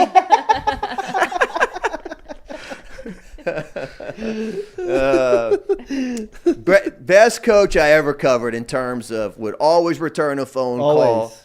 Any charity event he could do, he would do it. Just the nicest guy. He would tell you, he'd apologize for missing your call. I mean, he was fantastic. Real quick, one of my favorite Maneri stories. So LSU gets shipped out to UCLA, the regional in 2010, the year after they won the national title. And this tells you the difference between LSU baseball and everyone else, okay? The taxi cab driver has no idea what I'm talking about, the UCLA stadium, Jackie Robinson Stadium. What? Where? Huh? So you get there, and they're having a farmer's market over the left field wall. They're selling like fruits and vegetables before UCLA's hosting a regional. I mean, can you imagine that at Alec Box, UCLA practices, not one person in the stands. When LSU practices and they let fans in, there's at least a few. The fall ball around here. I mean, they got a few hundred or 1,000 or 2,000. Nobody's in the stands. And so finally, the taxi cab driver, he gets me there. LSU's practicing. I'm running around on deadline, hoping I can get this story back. Maneri goes, oh, hey, Jacques, did you find it? Did you find the park? I said, yeah, Coach. I said, besides the fact the cab ride was $75. He goes, well, too bad you spent that $75. You could have bought this park instead. And then they had portalettes, like no locker rooms. Really? Like the home team had 2 portalettes. Yeah, like a little league field. Yeah, they had palm trees, which made it look kind of nice. Yeah. But the overall park, Parkview Baptist might have had a better, stadium. So, and then Jim Hawthorne and Bill Franquez were doing the play-by-play at a picnic table, like outside the press box, because there was no room in the press box to do it. So, just make the most of it out here, with Bill Franquez. Yes, Jim, I don't think we've ever been at a picnic table to call a game. Bye, oh bye. So. Old Jim, dude. Yeah, Jacques, that might be your 1 seed. Yeah. Is Hawthorne. It really might. I mean, that's where I first heard you do impressions, was Hawthorne.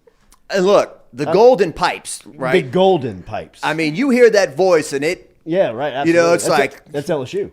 Yeah, that's Jim Hawthorne. I mean, all the calls that I've heard him, the Eddie Fuller. And it comes to this. Yes. Moss at the near side. Oh, 4th and 10. Fuller in motion and Hodson drops the throw. Better hurry.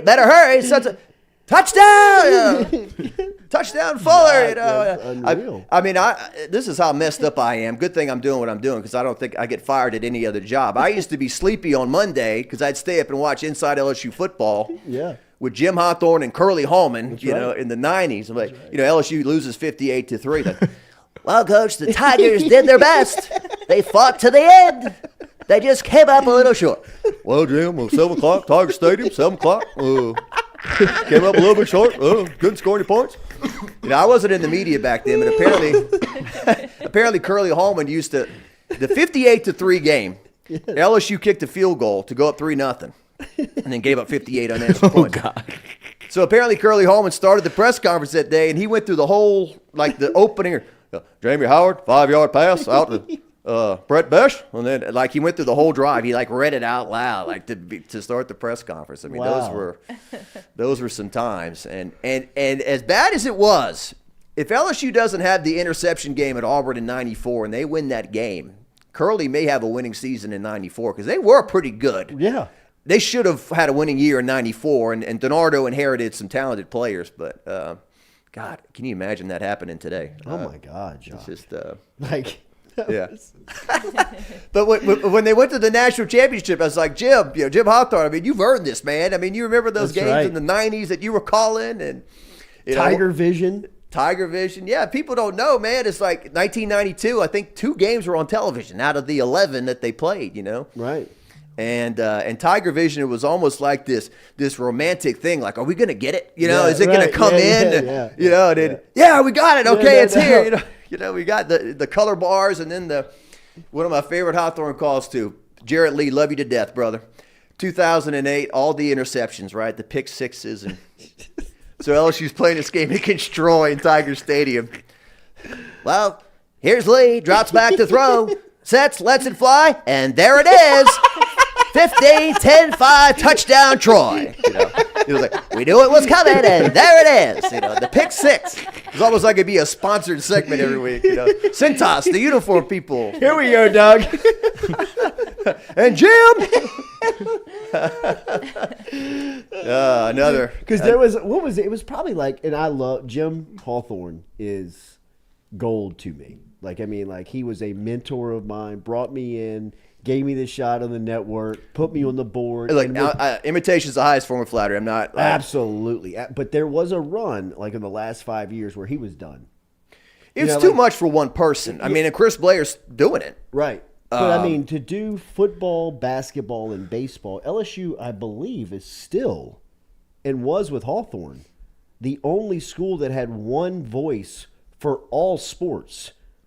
All schools either had a baseball guy, a basketball guy, but their primary voice would do football and or something else. Hawthorne did all 3 for how long? 40 years? I think he was doing basketball early, like in the Dale Brown heyday. 81 Final Four was his first year, right? 86, he was calling those games and living in Shreveport or something, and driving back and forth. And then he took on all the sports. I think he became the voice in 86, 85. Ferguson was the guy before. Right. So, it was a long run. But, yeah, you're right. And look, we used to kind of joke around about in baseball season when the games would go long. That was the best. Well, here's Mike Bianco taking his sweet old time walking to the mound. It's like, this game is 2 hours old and we're only in the 3rd inning, or 4th inning, or whatever it is, Yeah, because he would get I was running the board for him late, and you could tell when he would get the sense and he's got a point. We're gonna be here for a while, yes, but his tone would just totally change. And then when they implemented those replays, it's like, oh, well, these games are long enough, and now we've got these replays to slow the game down. He called that one in Hoover. Remember that 17-inning game in Hoover in the SEC championship game? Yeah, or the SEC champion in the SEC baseball tournament. That was the one where if you were listening to it, it was it was unreal. Just what he was. I think Bill Frank is one. Jim threw his headset and it reverberated in my ear. But yeah, there was that 2010 SEC championship game where it was rain delay all day, and LSU and Alabama were playing at night. And the NCAA had already announced the 16 host sites, and here's LSU and Bama. I don't want to say a meaningless game, but they're playing late at night. But look, Jim. When I was a kid, I used to have one of them boom boxes with cassette tapes, and I would record his calls. And I had that call, the 1990 when Todd Kenshin against A&M made the short 2-yard catch. And if you pull that up, that is Jim Hawthorne in his prime, nailing the call, giving you goosebumps, and just little things like he may go, when he says that, oh man, and painting a picture. As he used to say, and I went to his office when I was a kid and asked him for, can you give me a dub of a couple of games? And he did it. He didn't know me from Adam when I was a 13-year-old boy and I was at Dale Brown basketball camp or something. I'm like, I'm going to go talk to Jim Hawthorne or try. And so I went over to the building and I was like, hello, Mr. Hawthorne, can you give me? And so he was nice as right could this be. way. I'll help you out with that. He was approachable. He would do that, and he's the best. He was the best. But yes, his iconic sound and his verbiage was so recognizable, and to me, him calling those Chris Jackson, Shaquille O'Neal days on the radio, he was fantastic in basketball. I mean, was his best sport. Everyone said basketball. It had always been. Yeah. That's where he started. And you could tell he was so passionate about it. He loved it. And really, his personality, and this is going back to the end, he loved it because it was so quick. He loved the pace of it. He loved that you could. Jordy, you say it's the hardest sport to call, probably, because there's no. I do. I believe it is. I believe it's the hardest sport to call with a 2-man crew. Like when you've got you and somebody with you, you have to have good chemistry with your color commentator on radio in basketball because the windows are so brief. That's why Blair and Brady, I'm telling you, they're magic. They're great. I mean, they do a fantastic job together because they bounce off of each other so well. Yeah, I had to laugh out loud. And I was listening on the radio last night, and they're breaking down the game. And Brady's like, well, they shoot 58% in the first half. We shot 12. It's going to be hard to win. Right. You know, I mean, how kind can you say it? You know, I mean, there's only a couple ways to say it. but yeah, I mean, and Jim's Warren Morris call, you know, that's and you hear Frankie is like crying in the background, right. like he's like in tears after Warren Morris hits the 2-run homer to win the whole thing. But yeah, Golden Pipes, Jim Hawthorne, and so I could go on and on about that. Too. There's a 1987 highlight film that LSU produced that I got and still have in my grandmother's like cassette, you know, like VHS old stuff for us, that Hawthorne was the voice of, and they would play the big plays of that year on, you know, they had every game blocked up. Yeah. And you could hear, and I could still hear, you know, like calling like Sammy Barton and Harvey Williams and Wendell Davis and Raji McGee. And when LSU baseball won that regional at Texas A&M, when A&M was 55-3 or something, right. I remember, you know, there's no television. I mean, you got a radio, and I'm in Milton, Louisiana, with a crackling radio, listening to Jim Hawthorne. Are they going to win this game? Are they going to win it? Right. And being able to hear enough enthusiasm, and they won. You know that they're going, and those are the things that you kind of miss sometimes in today. There's something great about everything being immediate, and you can see it, but there is something kind of great about a little bit left in your imagination when you were listening on the radio. What exactly was it, and everything. And I tell you real quick, too, another guy that's really kind of linked to my memories back then is Brent Musburger. Because Brent Musburger called the Georgetown game, the shot short up to Blanton, and he hits it with the buzzer. Yeah. 82-80 the final. 82-80 was the final score. That's right. LSU wins it. LSU wins it. That's you know? right. And then later in the year, Blanton had the 3-pointer from the corner against Jerry Tarkanian and UNLV in the PMAC, same season. Wow. Chris Jackson lost the ball for a second, and he saved it in bounds, and then Blanton hit the 3 from the corner, and Brent Musburger called that one also. So anyway, we're going on a nostalgia trip, but we should do a podcast about history because we could go on forever. Absolutely. JD, it's good to see you. Thanks for having me. Every Wednesday, Jacques Doucet here with us. Thanks for being here. Make sure to hit that like button, share button, comment button. We'll be back with you tomorrow morning at 7 a.m. driven and powered as always by Go Chevrolet. Damn, y'all.